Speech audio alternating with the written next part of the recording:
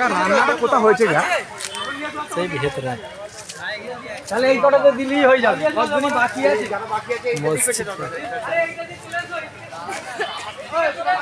নিতে আমার আপনার ব্রেন তৈরি করছে হবে, আমাকে ভক্তি করবে, ভালোবাসবে, আমার কুদরত কোরআনের কথা বলছে।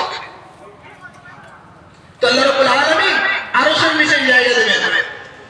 আরো আছে, শেষেরটা হচ্ছে রাজুলুন যাকারাল্লাহ খালিয়ান ফাকাদাত আইনা।